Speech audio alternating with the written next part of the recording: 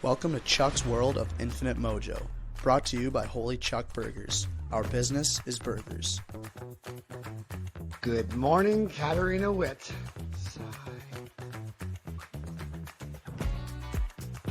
There's no such thing as bad boys, only boys with bad hair. Sponsored by Maxwell's Clothiers, your bespoke tailor since 1961.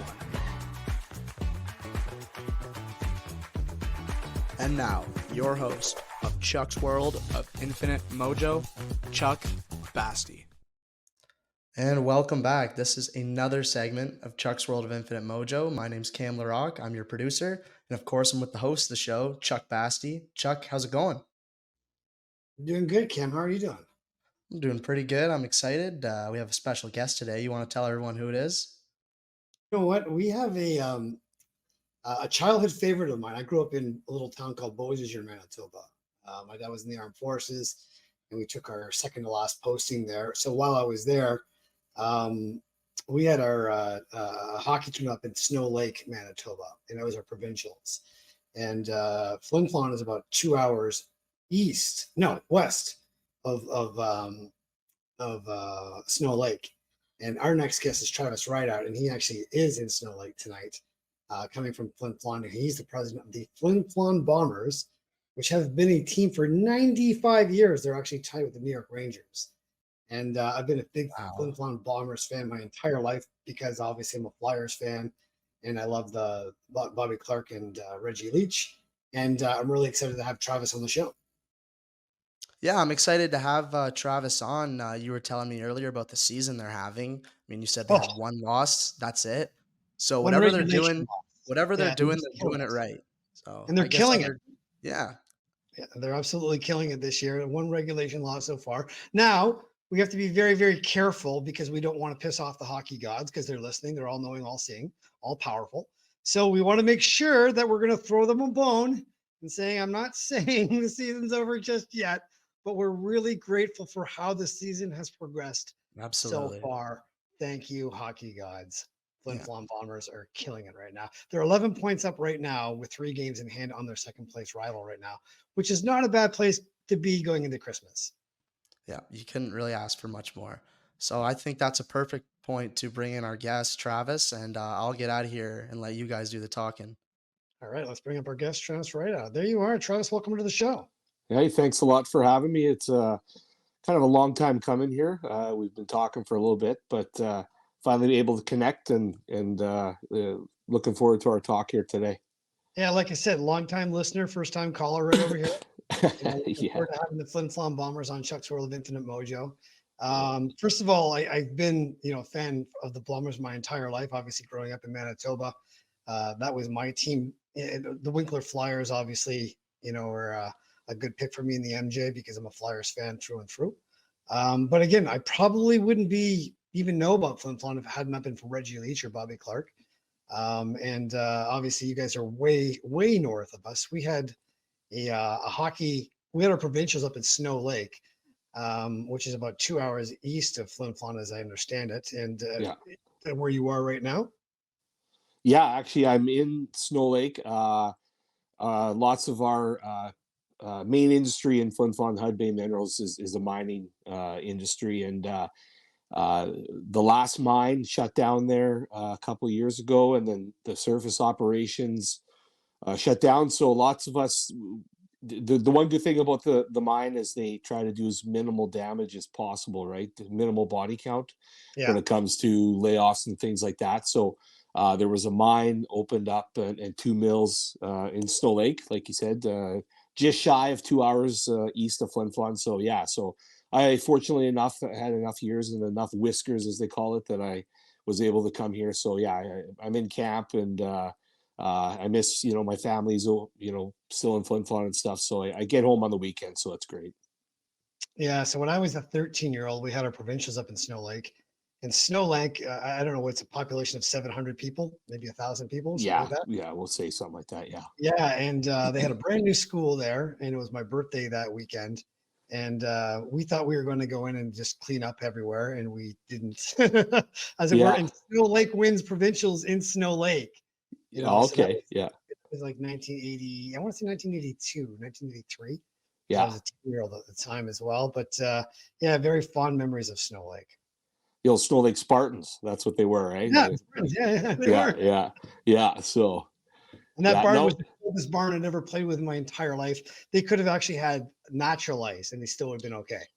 Yeah, it's we came here when my son would have been an atom. We had a little exhibition Sunday here with Thompson, which is about 4 hours north of us, and the Paw, which is about an hour and a half south of Flin Flon. And we all met in Snow Lake and had a little round robin, just for the fun of it. But when there's frost on the walls of the arena, you're in for one, eh? So, being Manitoba guys, we get that joke, but if there's somebody watching from the States, they probably wouldn't. What do you mean, like frost on the walls? What do you mean? How do you do that? Yeah. It's one of those things. If you learn to skate in Snow Lake, you can skate anywhere. Yeah, exactly. Yeah. Well, listen, I want to kind of transition to the show. You've been with the Flin Flon Bombers. You've been president for the last 6 or 7 years. Yeah. And obviously, that's been a really challenging time. Obviously, starting off, the Humboldt Broncos tragedy that became upon the SJ. Plus, you had to go through COVID as well. But this year, now you guys are just absolutely killing it. When you and I had first talked at the end of the summertime, and I told you I wanted to bring you guys on the show to talk about the Bombers, I had no idea you guys were going to overachieve like this. So, well done to you guys. I'm not sure if you were sandbagging that and you were going to try and, pretend that you weren't going to be a loaded gun out of the cannon. But you lose your first game. I think it was October the 28th in regulation. Yeah. The one that you've had so far this year. But what's been the key to success for you guys so far? It's a lot of buying in from the players, and we have this philosophy in Flin Flon. It's Flin Flon Bomber hockey, and that really starts with Mike Reagan, the head coach, and Cole McKeag, the assistant coach. Mike was born and raised in Flin Flon and played for the Bombers for 4 years and went away to Sacred Heart University on a scholarship. Cole was born in Flin Flon, but moved away early and lived in Brandon, but played for the Bombers for 2 years, better part of 2 seasons. And so they know what the Flin Flon Bomber hockey mentality is. And the players right now have bought in, and there's no egos on this team.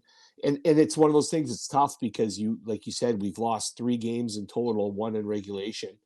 And you can have some inflated egos right at that point. And the guys' success, there's, in the top 10, I believe there's 5 or 6 of the players of the Flin Flon Bombers in the top 10. So you could see where sometimes players get that inflated ego, but that's not the case in that dressing room. And so you give a lot of credit to the coaching staff to have these guys buy in, and these players, you couldn't ask for a better crew of guys. Yeah, I think it's really indicative that you say, you've got lifetime Bombers there.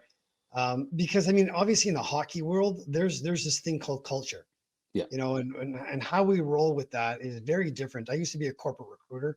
No matter what company I would go into, I would always see a totally different culture of how they get their employees to buy in, how they recruit, how they hire, how they empower, how they delegate out, all these things, how they increase leadership inside their organizations. And it's one thing that, it's like you get your rookies coming in and they get a sniff of that. And the leaders at the very top, 3-4 years older, are able to groom them and be able to shape them and form them and be able to get them in that Bomber mold as well. Yeah. But you guys have been around since 95 years, so it's a long longevity. You've got a really rich tradition. 2 of my favorite hockey players, being a Philadelphia Flyer fan, came from Flin Flon, played for the Bombers as well. We're talking about Reggie Leach and Bobby Clark as well. When he was Bobby Clark, because you can't call him Bobby Clark anymore. He's Bob Clark. No, he's Bob Clark. Yeah. There's Bobby Clark on the left hand side there. Reggie's on the right. Is that Lou Morrison in the middle? I believe that's who that is. Yeah. So that was like the class of, I'm going to say 68, because I think maybe that might have been 66, because I think Reggie was drafted in 67. Bobby Clark was 69. Yeah. But that would have been like the 3 of those guys together, Flyers, eventually. So just to jump in quickly, but we talk about your love of maroon, right? The color maroon. Those jerseys they're wearing, I believe, are red. Red, yeah. like a wine red. Yeah. Yeah. The team got them donated from the Detroit Red Wings. That's why they were red that season, those couple seasons there. And there's Bobby Clark's jersey there with some blood on it. I think he had a quote. He told me, he's like, if I never learned how to use a two-hander, I would have never left Flin Flon. Yeah, that is. And there he is. And look at the old boards in the background. And I was just saying to my producer, Cam LaRock here, I don't know how in 1967 or 66 they would have gotten maroon gloves back then. Yeah, I don't know, because there was a difficult time for a while there in the, we'll say, late 80s to early 90s, where it was near impossible. And we actually had a good relationship with the Peterborough Petes at the time, and they the team at that time got equipment from them, and we still actually get our goalie pants through the Petes, the shells from them. But yeah, it's maroon is a cool color, and I'm glad you say maroon and not burgundy or wine, like a lot of people say. But it's a great color, and it stands out from a lot of junior teams, especially in our league. I'm a big fan of the maroon and white, so obviously I'm decked out wearing. You can actually tell it's maroon and white right now, but I've got pinstripe suits of maroon. I've got overcoats that are maroon. The only place you can call it maroon, because if you go over to overseas, they call it aubergine. Call it what? Sorry, what's it called? Aubergine. It's like an eggplant color. Yeah. That's fancy. That's a fancy color term for that. Yeah, and when it comes down to the maroon and white, I mean, obviously, I'm a big Peterborough Petes fan, also a Hershey Bears fan as well, because I just love the maroon through and through. But again, coming back to the Bombers, you guys now have had this history as well coming through. I was able to meet Reggie Leach. I want to say it was like 2005 or 2006. We had a charity game against the Philadelphia Flyers, and he came down the right wing. And I think Reggie's got to be like 66 at this time. Yeah. He's a right-handed shot, comes out. I'm a goalie, obviously. And so I don't think Reggie's any threat at 66 to fire the puck from that side. And so I got Brian Propp coming in the middle, and Brian's a sniper. Yeah. So, and he was still a really good hockey player. This is before his stroke. And he comes in the middle there. And I'm thinking Reggie's going to dish off. But Reggie doesn't dish off. And as I'm checking out my blind spot to make sure I'm tracking, Reggie shoots. And it hits my maroon pants, hits the post, hits my maroon jersey, goes over my shoulder and goes in the puck, in the net. And I turn around and I go, who shoots from the corner? And as I'm saying that, Brian Propp comes down, picks up the puck out of my net and looks at me and shows me the puck and says, Reggie Leach scores from the corner. And the whole arena saw all that go down. And my ego was rather shattered there. I went through some great therapy just to get over that as well. But I mean, Reggie was a great guy as well. I think we have some other pictures of Reggie that I want to profile before we go on as well, because Reggie's just such a champion in the community as well. I actually took this picture of Reggie. I think this got to be his original helmet. He told me this was at an alumni skate in Philadelphia in 2017, and he was proud as punch to wear this bucket. And I said, "How old is that?" And he's like, "It's older than you." And I'm like, "I don't doubt that as well." Yeah. So, Oh yeah. he also does a lot of work with a little NHL as well. That's Reggie, his wife Dawn on his arm, me in the middle, my girlfriend Judy. That's up in Manitoulin Island, where they took us out for breakfast. Wonderful people as well. And there should be another picture of us with the Conn Smythe trophy that he won in 1975. Yeah, there he is. And I'm actually pointing to the little maple leaf there that has his name on it there when he scored. I think he scored 21 goals. I think it's a record that still stands in the NHL playoffs. Most goals scored in a playoff. And the Flyers lost that round. Yeah. They got swept.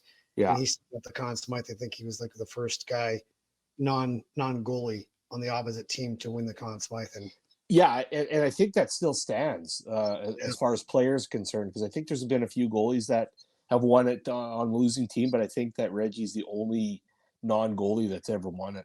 Yeah. And I mean, just tireless work he does in the community as well, being in the Indigenous community as well.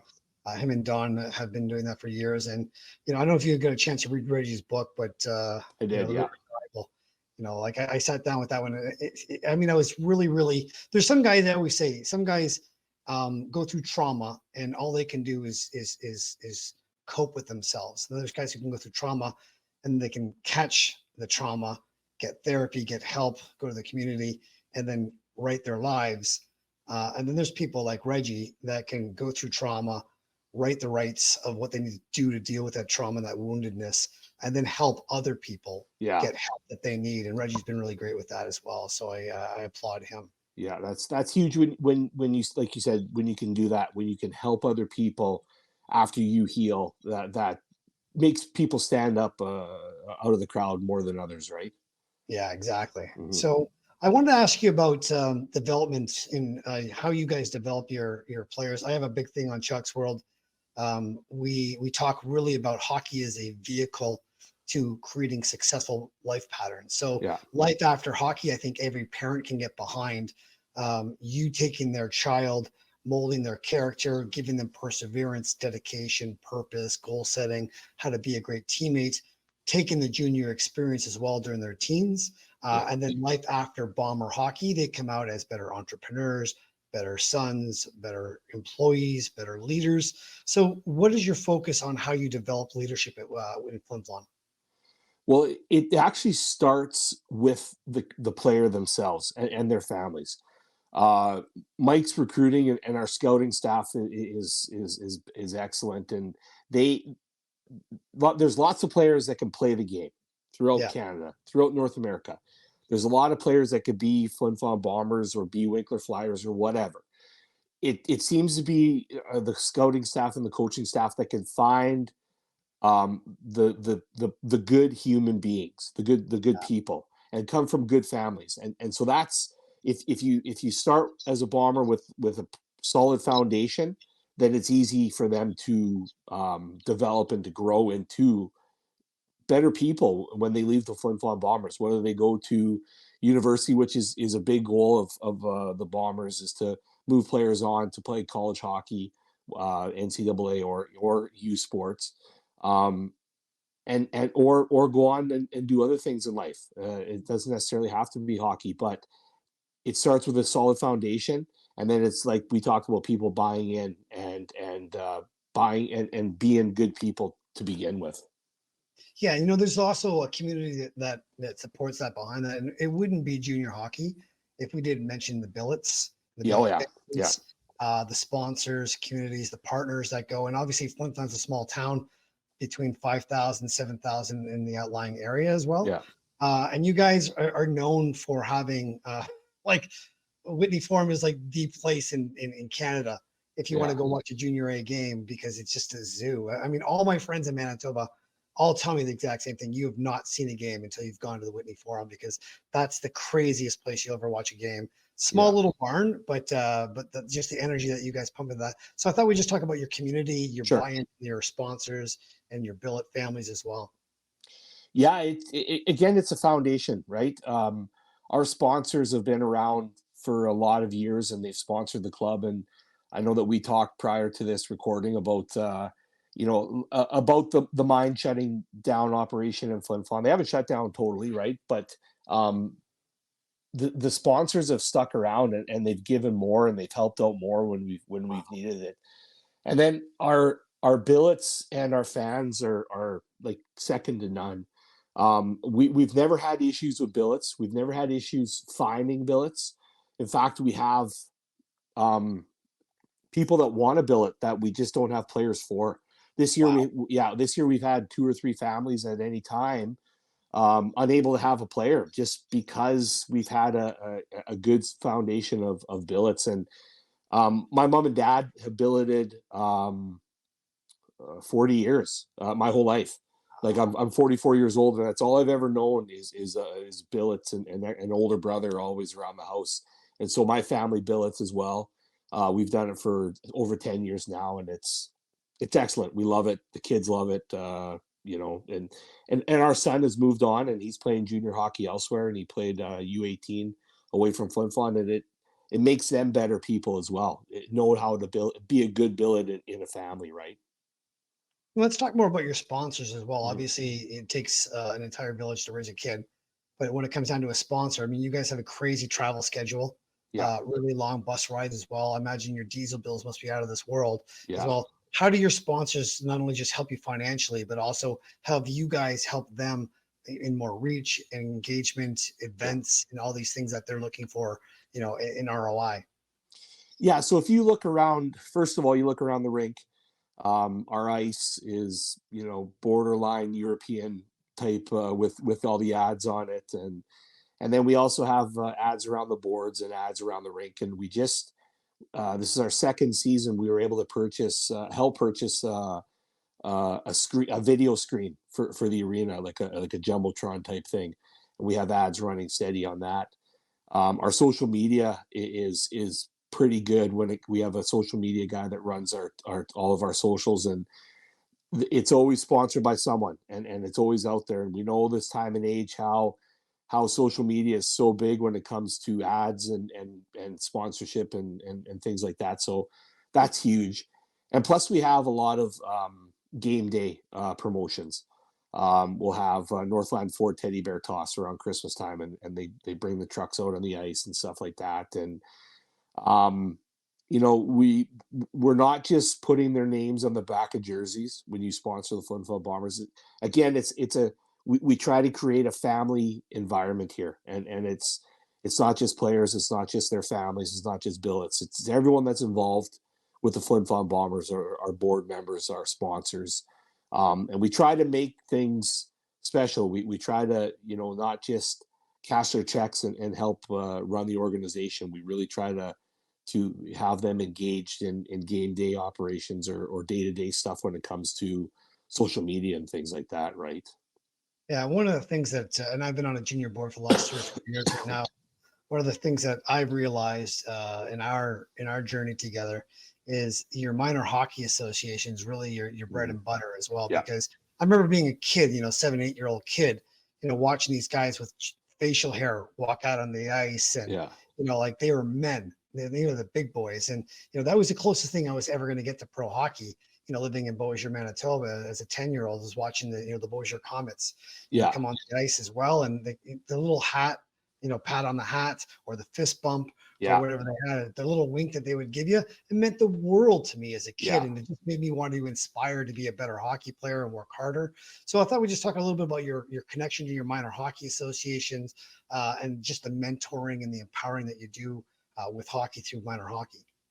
Yeah. So anytime a minor hockey team, wants a player to come out to a practice or come out to a game, we encourage the players to do that. And lots of them are already engaged when it comes to that because of billeting, being at the billets and having, having the young minor hockey players in their homes and being new siblings and stuff like that. So that's already going on. But I actually, just before we got on here, I got an email from our minor hockey coordinator, one of the coordinators. We give away free tickets to visiting teams when they come in for tournaments and stuff like that, right? So we're trying to grow Bomber fans, future Bomber fans, right? And so that's how you do it. You engage them with the team, and you engage the players with the minor hockey players. But it also goes a little step further, because we have some of our players mentors in the elementary school, and they go there and they help out in the classrooms and they read books to them and stuff like that. So we do the Timbits games and the intermissions, and we have sections for birthday parties and stuff like that. So we're trying to bring minor hockey players and make them become Bomber players, but we're also trying to increase Bomber fans when they're older, right? Yeah. I think it's really just a culture of adding value. When you come into the rink as a patron or as a fan, like we do that to kind of escape our life or the week for that was, if we had a tough week or whatever like that. Yeah. I want to just get into the rink on a Friday night, see my crowd, see my community, support my team, have a few cocktails, do some chirping of the other team as well. It's Canadian tradition, right? And, Yeah. And then for that 3 hours, it actually like takes the edge off me. I can feel like I'm supporting my community. My community's all around me as well. Whether the guys win or lose, I mean, obviously winning's a bonus, but realistically, it's an event and it's something that the whole town. You know what? Like I said this earlier on, but Flin Flon reminds me of the movie Mystery Alaska. Yeah. Oh yeah. Yeah. Because you're so isolated, it's so far up. I Yeah. mean, obviously, it's not as isolated as Mystery Alaska was. No. But just that culture, being out in northern Manitoba as well during winters, which are long winters, and the sun goes down really early, 4 o'clock, in the afternoon during the wintertime, and Yeah. we're at the darkest time right now as well. But when it comes down to that isolated spot where you're at, the community means everything to that experience, and the fans really pick up the energy in that place, and it passes on to the play, undoubtedly to the players, and how it inspires them to play in front of their fans. Correct? Absolutely. It's something to be said about being in that rink when, I mean, success brings a lot with it, right? But we've had some playoff series, and we've had success, and we've had not success when it comes to the playoffs. But the community has always rallied around the Flin Flon Bombers. We started a few years ago in the playoffs when the boys leave. The fans line up on both sides of one of the roads, and the police and the fire department and everyone escorts them out, and the sirens are going. And we've had rows and rows of fans out there just cheering them on with signs, and not all the games, but pivotal games. Going to Nipawin one year in a game 6 and a must win, and they won and came back, and whether it was us standing on the side of the road saying, "Hey boys, let's do this for us," or not, it probably wasn't, but it's something that we can do to be connected to the team as best as we can without being in that dressing room, because that's it's a sacred room, and we're not all allowed in there, and whatever else. But it's any last year in Game 7 in the first round, we played the Estevan Bruins, who we lost to in the finals in Game 7 the year before, and we were higher seeded,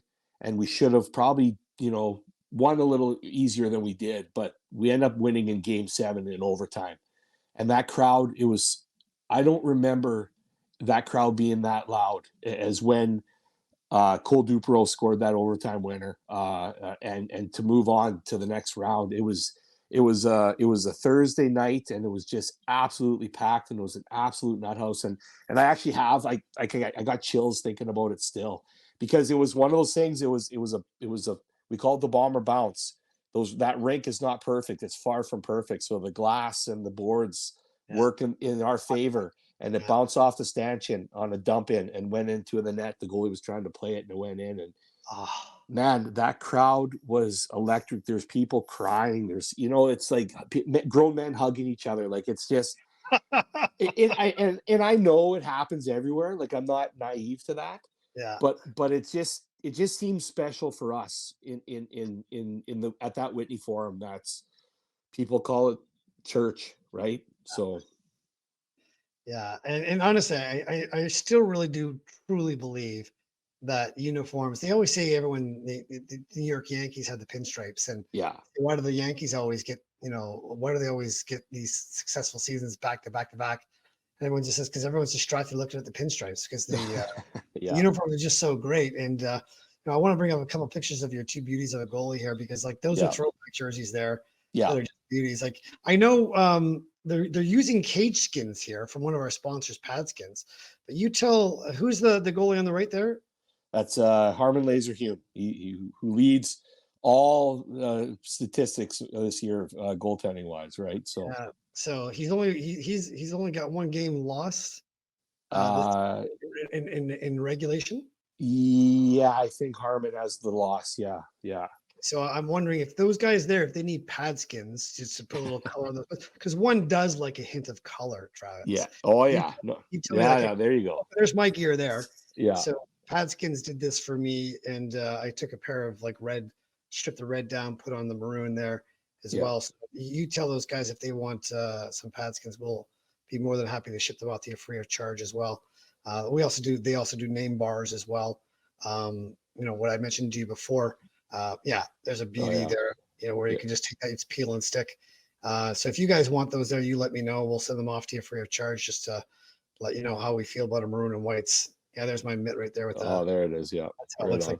like that's how we roll here Yeah. Yeah. in Travis as well. So I've always, me and my buddy, we played hockey. We grew up together. We coached Pee Wee Double A for a few years here in town, and our motto, our philosophy is rule number one is you have to look good to be good, and that goes to with the Bombers. Like I know Mike, the coach Reagan there. He does a lot of the jersey designing himself when it comes to jerseys year to year, and he takes a lot of pride in it, right? And we take a lot of pride in how we look.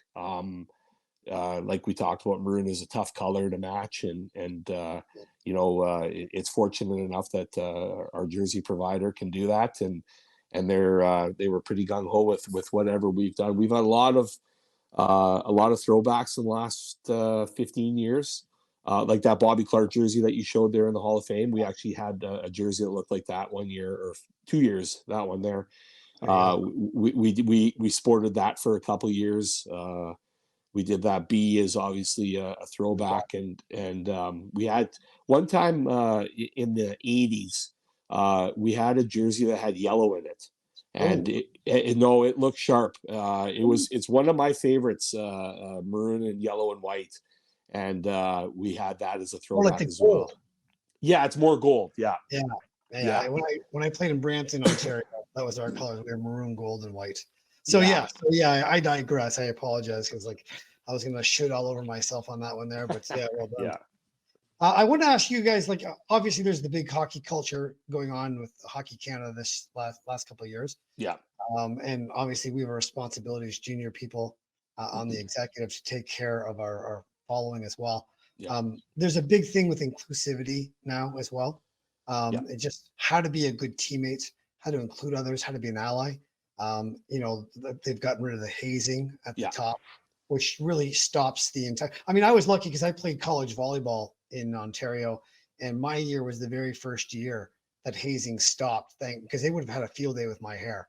And the guy before me, him and I shared the exact same birthday, same birth year, and he went to college a year earlier than I did, and he got hazed badly. Yeah. And when I said to him, how do you feel about not being able to pass this on? He's like, I'm relieved. He's like, because I don't want anybody to go through what I went through last year. And I was one of the guys that went back to our head coach and said, listen, it should stop this year. And then when it stopped, the whole trend stopped. So it wasn't a pay it forward where resentment kind of got into. So I want to talk a little bit about your culture, about inclusivity, and about, hearing people, understanding them, accepting them, respecting them, and the pillars of what we have. Because I really feel that if we have these pillars, you have the ability to have dialogue. Mm-hmm. And I can agree to disagree with whatever you have to say, but I can do it peacefully and I can do it respectfully. And I think that starts, in a dressing room as well. When you have that ability to have 20 alphas in a room, that could, anyone given time could go off the meter and just lose their stuff. But it's how you emotionally regulate these players, and you teach them how to deal with adversity and go through, and how to include others and be friends. Yeah. So we have programs in place for players if they can talk to anyone at any time about anything, emotions, feelings, anything. We have community health workers come in and they discuss consequences and everything else with extracurricular activities away from the rink and stuff like that. And then it also ends or starts, I guess, with the coaching staff, and they have an open door policy.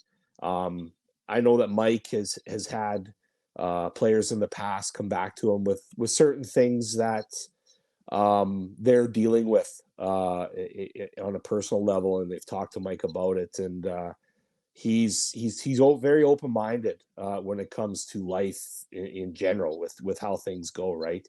It's taken a little bit for him because he was a little bit on the old school side of things, but he's definitely adapted when it comes to everything. But we haven't had a rookie party in the last 6-7 years for sure. We don't have hazing. We haven't had a hazing incident in the last 15 years since Mike's been involved. you know, they do the things. They do the rookie idol on the bus where they sing, or they do the shoe check in restaurants and stuff like that. But that's all fun stuff, right? And it's never you have to do it or forced to do it. But it's, you know, the Flin Flon Bombers have definitely adapted to how life is in 2023. You did mention the bus as well. I mean, you guys spend a lot of time on the bus. Yeah. And there's a lot of downtime that goes along with that, and hotels, Yeah. and road trips as well.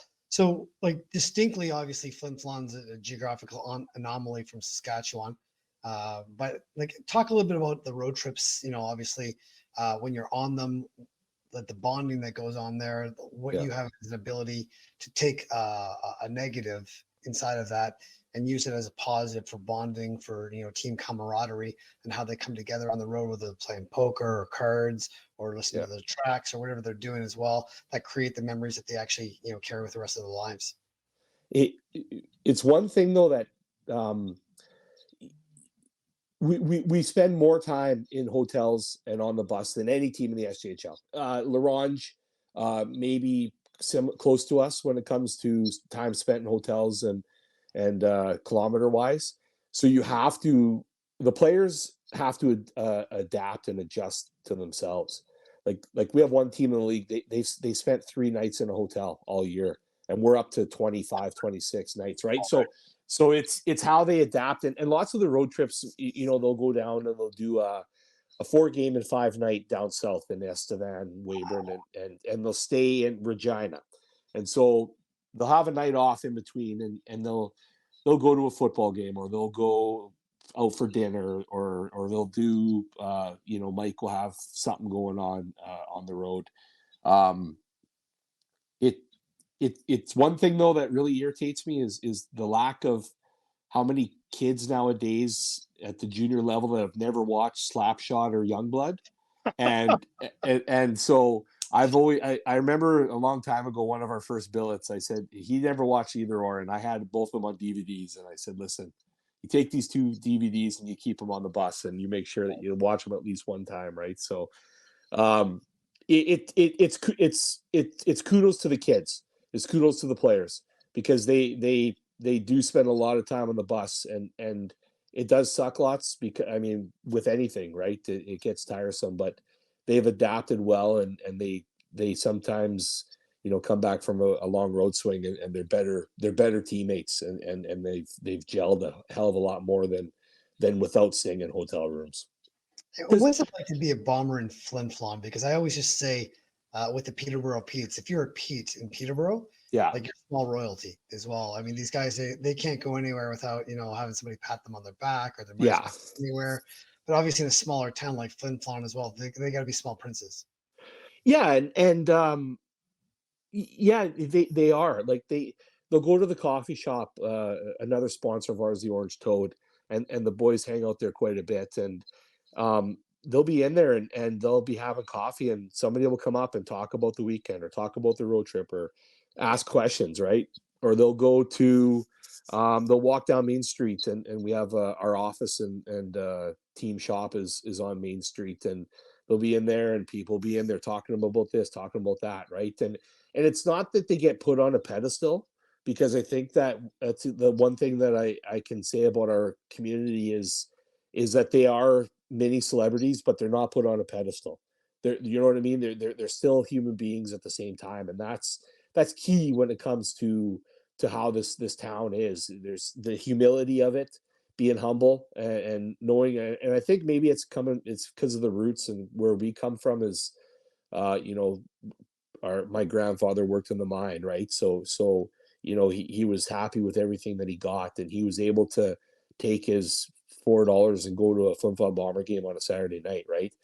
And you know what I mean? So I think it's like, and I think that the players, they love the attention, and they love the limelight and the celebrity status, but they also appreciate that they can have just a one-on-one conversation with somebody at McDonald's, or whatever, right? At Walmart or whatever. So they are celebrities in this town, but at the same time, they're also just regular Joes that you can have a conversation with.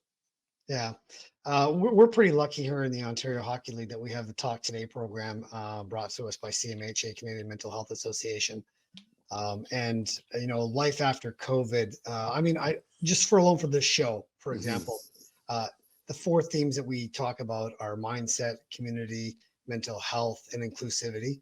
And that didn't come to me because it was my idea. It came directly because that's what parents were telling CMHA. Those things are the things that their kids are connecting most to. Where there's a time right now where social media is at its all-time height of its destructive ability for our young kids, getting caught up in bullying campaigns, or Yeah. when I went to school, the bullying stopped at 3 o'clock, and now it just starts at 3 o'clock when they Yeah. leave that school and they get on their phones. I mean, can you imagine having hair like this in the 80s when there wasn't any product? I looked like Screech from Saved by the Bell, for God's sake. And, Yeah. I just got mercilessly, hazed and teased about it. But I mean, where I was going with the mental health side is what do you guys have in place where your players and your community can connect to something that is resourceful, that they can get the answers that they're looking for, whether it be anxiety or Yeah. depression or mental health issues that come up above. There's a big one with addiction now in young kids. There's lots of things that are more available than when you and I grew up. Yeah. It's just about the education of like saying, hey, it's not about shaming. It's not about saying don't have a drink or don't do drugs because, Jim Thompson, one of my mentors, owns the Junior A Aurora Tigers. When he runs his programs, he doesn't say don't do drugs, don't drink. He says, this is why I did drugs. This is why I drank. I was dealing with anxiety. I was dealing with, bullying. I was dealing with trauma from my past. And I wanted to escape that by going to those, and they're dead ends. And I don't want to see you guys go down the exact same dead end because drugs and alcohol is a dead end. We're Yeah. not saying when you're on the bus that you don't have fun. We're not Yeah. saying when you're buddies that it's always going to be serious all the time. Keep it light, have great experiences. But we're trying to keep you off the bad path of what we know doesn't work scientifically, let Yeah. alone societal wise. But how do you guys deal with that? So there's an excellent program, and it's escaping me what the name of it is, but the league has a program in place, and we had a Zoom with the players not too long ago here on mental health and what's available to them, because it's not always easy to go talk to your coach, obviously on a Yeah, day-to-day basis. And even like I said, we have excellent billets that have opened their homes, and lots of them are parents as in their own, so that they're already having to deal with addictions and mental health and underage drinking and stuff like that, right? So again, it's not always easy for a player to go talk to the billet at the same time.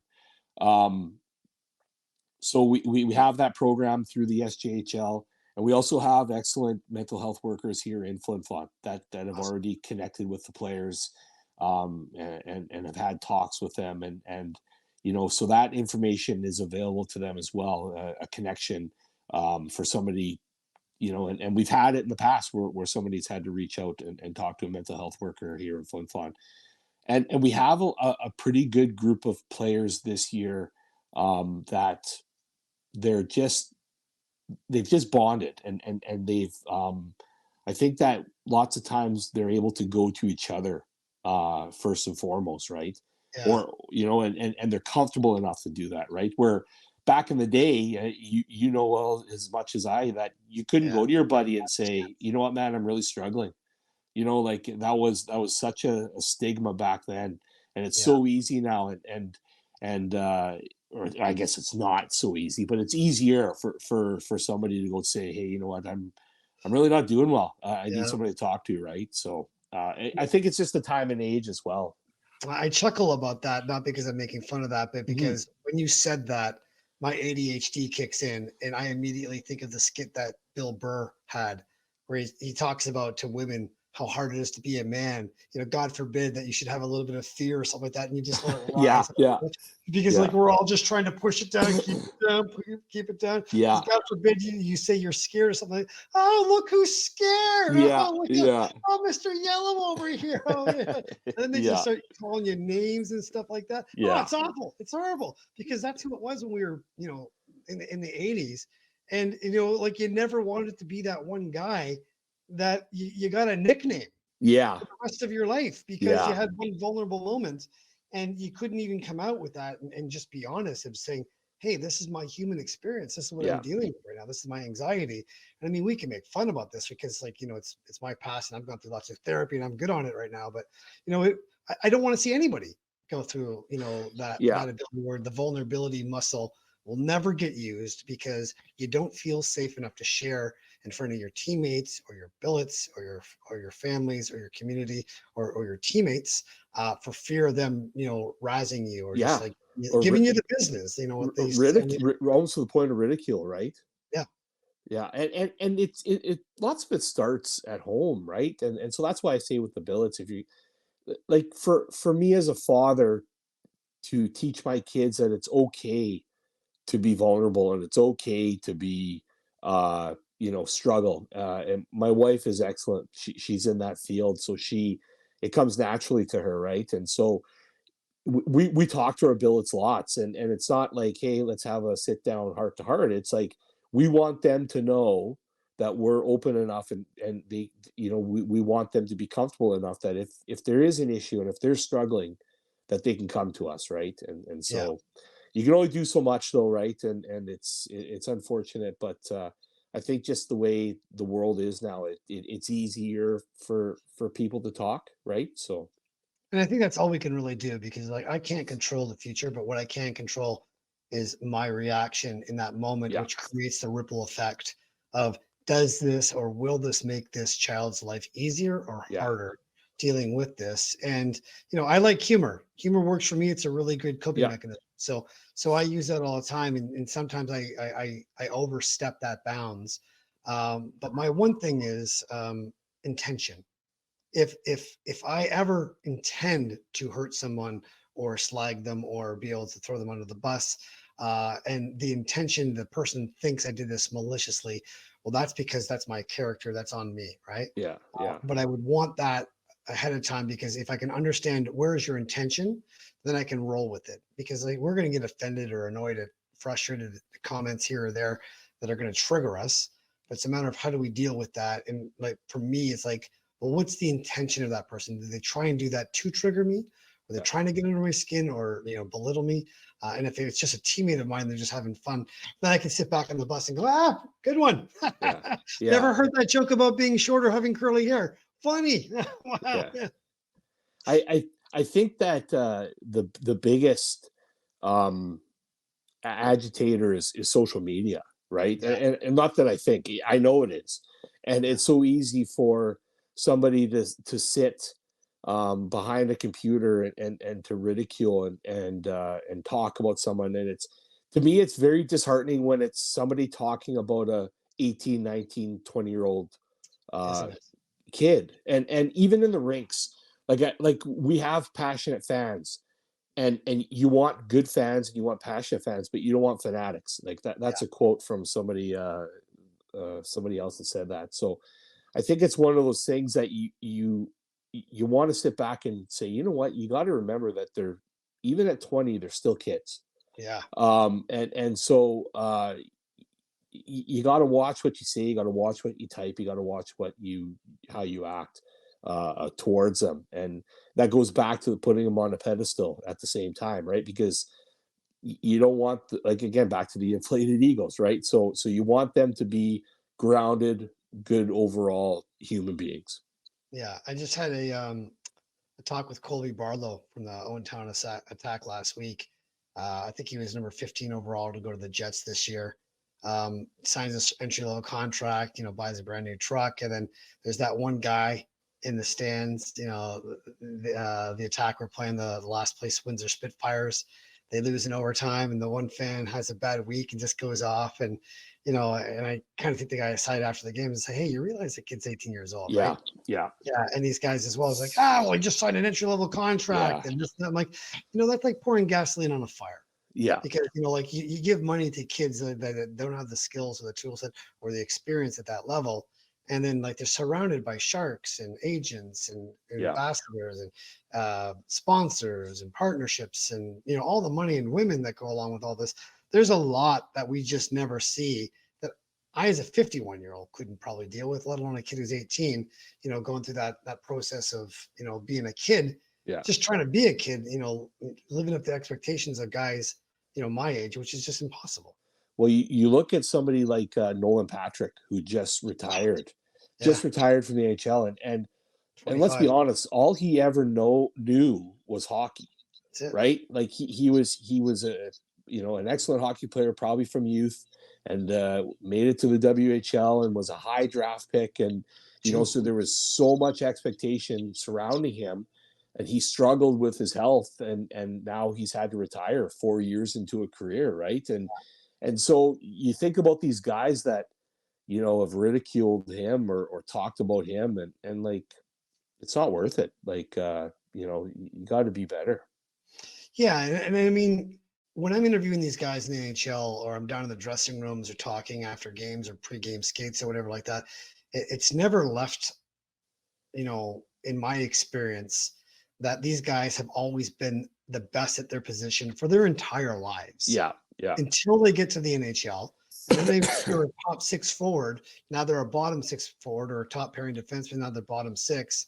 Now it's the first time in their life they've actually had to deal with, like, wait, I mean, I don't have the ante to get into this game, which is talent, because somebody has more talent, but someone who has more talent is also working harder, or Yeah. has a better mental coach, or has a better mindset, or whatever it is that distinctly gives them that 1% advantage over that, which is a huge scale at that level. And then how do they deal with that? And it's just like these guys there, if they haven't had someone in their life to have that conversation about, hey, listen, you're going to hit a brick wall. It's not a matter of like if you hit it, it's a matter of when you're going to hit it. And all NHL guys, even guys at the end of their career, like Sidney Crosby, he's hit brick walls, concussions, like he's not above it. As he's aging now, he's going to start like realizing, like brick wall. Wayne Gretzky had a great quote. They said, when did you know it was time for you to retire? He's like, when I scored 9 goals one year. And they said, why is that? Because you still had like 60 assists or something like that. He's like, because 9 goals used to be a good weekend. Yeah. And you know what though? Like I know you say that it happens in the NHL with top 6 guys now becoming bottom 6 guys, but it actually happens at the junior A level. And so like it's one of these times, or it's one of these situations where we've had players come and Mike's recruited them, and the success brings recruitment. It makes recruitment a whole lot easier, right? And so and so now you have maybe a player that was with the Winnipeg Wild, right, in the U18 league, and they're a top 6 player on that team, and they've won multiple championships, and then they get recruited by the Flin Flon Bombers and they come up, and they've had to adjust, or they haven't adjusted to being a bottom 6 guy, and playing a grinder role or playing a penalty kill role. And it's the ones that are able to adapt to that have stayed with the team and been successful, or they've moved on and been successful, or it's the ones that have struggled with it that haven't had a great junior career. And so it happens even at that level. Here's a great quote, and I want to say it was Darwin, but I don't think it was. But I'll flow with it anyway. They say it's not the strongest that survives, it's not the fittest that survives, it's the most adaptable that to change survives. Because what I learned during COVID is he who pivots faster wins. I always like to say, if you were an actor and you're on a stage and the director came out and said, okay, hey, listen, the script writers and I were up all night last night. We wrote this entire scene because it doesn't work.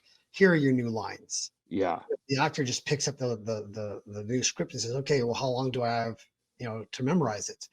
And the director's like, go off and do it right now and come back. But the actor never says, well, no, I know my own lines. Like, I spent all this time, like, well, it's irrelevant now, because the faster you can pivot, the faster you will actually have more success in your life. Because, like, rather than you trying to do it your way, like you say, like Mike Reagan has buy-in. You don't get buy-in unless you have pivot, because there's 20 guys in that dressing room, have their own way, have their own routines. And it's, those guys learn how to pivot, and life really just is about how well, how fast, and how able are you to pivot. No, absolutely. No, for sure. Well, listen, Travis, before we go, I wanted to give your viewers and my viewers the opportunity, if they never get to Flin Flon, Manitoba, that they can actually have a shot of what Whitney Forum looks like. So Yeah. we've nicked off your video off your website. If you can, go to bombers.ca, wonderful website as well. But Cam's going to roll this clip of you guys coming out of the tunnel right now.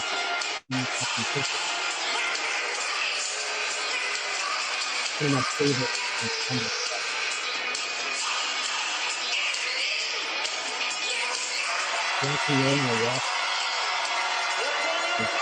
Look at those uniforms. We have to feel the volume down. So loud. It still gives me chills. That's from man, that's probably 6-7 years ago. That was during a final run. And like I said, it still gives me chills. Like I just even before I was on the board. I mean, obviously I was a billet and a fan my whole life, and it's I speak passionately about the club. I really do, and um,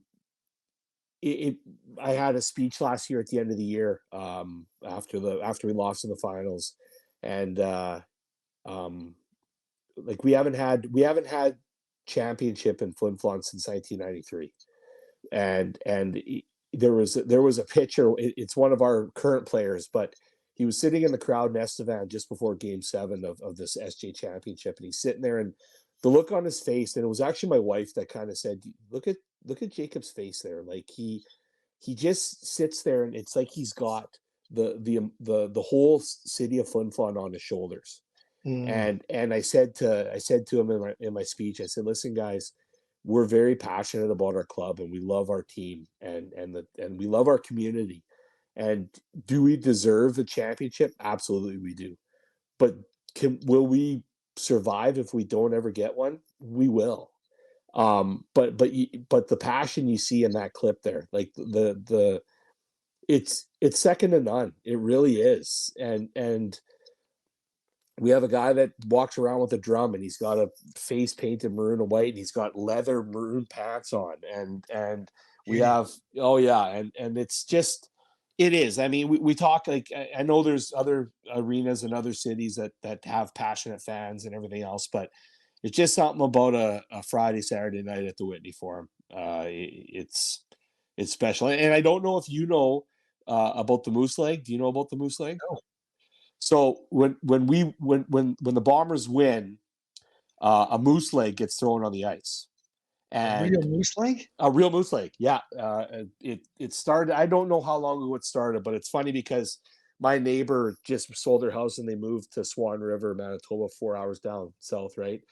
And he's a hunter, and it's only in Flin Flon where your neighbor can give you a moose leg because you know what to do with it, right? Like so. And so it was actually in that run, that clip that you played. One of the it was in the semifinals against Weyburn. After one of the wins, the Moose Leg comes on the ice, and the boys get around center ice and they do their salute to the crowd, and with the Moose Leg in the middle. But when the Moose Leg hit the ice, a Weyburn Red Wing player went out and grabbed it and skated down. Oh, and a player by the name of Brandon Switzer. And if you look up his stats, he had an excellent junior career at Flin Flon, but he's probably pushing 5'10", right? Maybe 5'11", but that's on skates. Yeah. He skated the length of the ice because he saw that guy do it, and he was in the midst of the whole Weyburn Red Wings team fighting to get that Moose Leg back. And it started a brouhaha, and it's on YouTube if you Google Flin Flon Bomber, Weyburn Red Wing, Moose Leg incident. You'll be able to see what happened, but that's the passion that these players gain when they come to Flin Flon. And even the parents, like we have a parents weekend every year, right? Or a family weekend, and they come up. We've already had it, and they get to see, like, we have one player from Newfoundland, and his mom, he's been here 2 years, and his mom has never been here.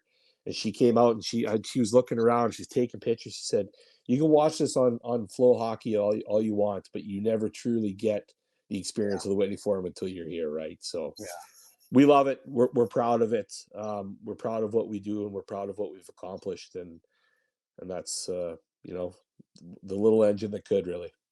I've been saying to Reggie Leach for years that I'm going to get up to his invitational golf tournament up in Riverton one of these days as well.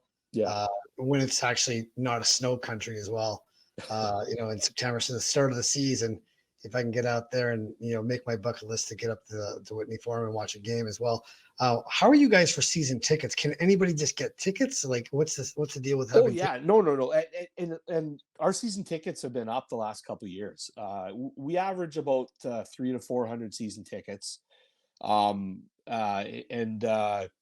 We average, I think we're up to almost 800 fans a game. And you can get a ticket for a regular season game. It's easy to come up and go to the window and grab one. Come playoff time, though, it's difficult. It's difficult, yeah. So it's one of those things. You want to experience playoff hockey in Flin Flon, but you better buy a ticket well in advance when you do. Do you guys have StubHub up in Flin Flon? No, we haven't had StubHub, but who knows? Maybe this might be the year that we have StubHub. Yeah, and if anybody wants to get any swag from your merch store, do you guys have an online store as well? Anybody can buy some merchandise? We don't yet. We are in the process of working on that. We have a store. We have a storefront, a shop online or on Main Street, and during regular hours, people phone in or they email in, and we're willing to ship it. But I think by January, middle of January, we're going to have an online store, and it'll just be through the bombers.ca website anyways. Well, Travis, I'm looking to get a nice white Bombers jersey for a goalie cut for Christmas. And if I put the word up to the big guy upstairs, Santa Claus, and so if he doesn't come through, I'll have to be like looking you guys up online and see if I can put an order for a goalie jersey for you guys as well. No problem. My maroon pads and my maroon pants and gloves and whatnot. So, well, listen, Travis, we're going to have you guys back on for the rest of the year and follow your journey before the start of playoffs as well. I really want to thank you for jumping on the show today as well. And I'm going to give you the last word just to say whatever you want to say and just to address your fans, your sponsors. And then we'll see you next time. Yeah, I appreciate everything here, Chuck. It was a lot of fun today. Like I said, it was a long time coming here for me to be on, but I guess I've said it time and time again. I say it every year in my end of the year speech at awards night, and I've put it online. We are what we are because of our sponsors and because of our fans and because of our board and because of our volunteers.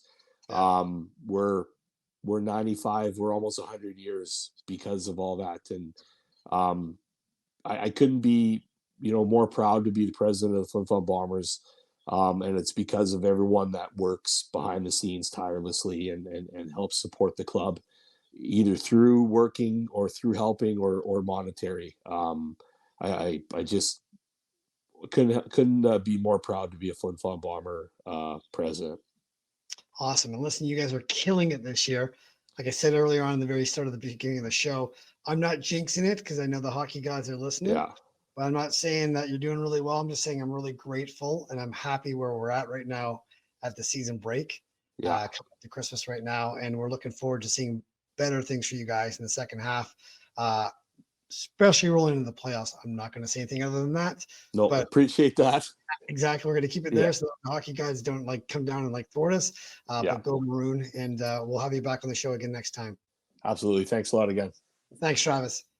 That is Travis Rideout, president for the Flin Flon Bombers, the maroon and whites of my heart. And I'm actually really excited that we're going to have Cam Rock, my producer, pull up and go side by side with me and get Cam's take on his first introduction to the Flin Flon Bombers. They might have the coolest celebration with that moose leg. That's something else right there. Dude, who does a moose leg? Only in Manitoba. If you said an Ontario moose leg, an Ontario guy go maybe unless they're from Kenora or Dryden or something, they'd say, "What do you mean moose leg?" Because I even said it an actual moose leg. Yeah. What other moose leg would you be talking about? I had the same thought as you. I've been to the Joe Louis Arena where they used to throw the octopus on the ice. I Yeah, saw that once or twice. That's cool, but yeah. that's an octopus, live octopus, not a moose leg. That's something else right there. Where would you get a moose leg? Like, if one were to try and find and source out a moose leg, where would one go other than Flin Flon to get a moose leg? I love what Travis said there as well. He said his neighbor can give him a moose leg, and Yeah. only in Flin Flon would you know what to do with it if your Yeah, neighbor and gave I you a just had moose leg. this reaction like I just took fentanyl or something. Like, what do you mean? Like, is it bleeding? Is it cauterized? Is it I think we could furry? have a Does it whole mess up the egg? podcast just surrounding that topic there, just to Yeah, the talk about moose leg. That's where you're going to be getting, like, Moosehead Beer is just going to become a great sponsor of that one as well, because it's just down the road. If you like your Moosehead beer, like, but I like, again, like, that's just the stuff that hockey legends are made of in folklore, right? So I mean, I think that these are the things that we as Canadians, we cling to in our traditions and how we do it and how it comes about. I mean, it's like, how would a moose leg come about? But damn, maybe we'll keep that on the podcast for the next time, and figure out how the moose leg happens as well. So Yeah, I really can't get over that. I know you like to have me bring some feedback for after the show, but after I heard that story, that's all I can really think about right now is I'd love to make my way up to Flin Flon just to see that, I think. yeah, yeah, and my ADHD brain is going to try and connect the dots on this one as I sleep tonight. Like, now, how can I connect a moose leg to a sponsorship deal, or what can I connect to, like, revenue streams to do this as well? Because again, like, when it comes down to it, like, how do I segue that into our sponsorship side where I thank our friends at Holy Chuck Burgers and our good friends at Mixed Chicks, and of course Padskins. And I was just saying to Travis about Padskins, like, if you look the part, you play the part. And there's no such thing as bad boys, only boys with bad hair. But it also goes the same thing with goalies. Like, if you feel like you look like a pro, if you can't be a pro, you can look like one. And Padskins gives you the opportunity for pennies on the dollar, because hockey is already an expensive sport, and we can just take that. We can create small wins for these guys, either giving them the arts and crafts of the peel and stick of the Padskins, or name bars, or pantskins, whatever that is. But for pennies on the dollar, you can look like a pro as well. So, like, again, Flin Flon, minor hockey, Bombers, if you guys are looking for Padskins, ring us up here at Chuck's World Mojo. We'll be more than happy to source you out as well. We like to take care of our kids, in junior hockey as well, because like I said, there's no such thing as bad boys, only boys with bad hair, right? Yeah. Back to the hair thing. Yeah, it comes back to here every single time. So anyway, I want to thank you guys for joining us here on Chuck's World of Infinite Mojo. I realize you could have been anywhere else besides the hour that you spent with us and Travis. We want to thank you for your patronage and for tuning in, and sharing is caring. If you like this, feel free to share it off.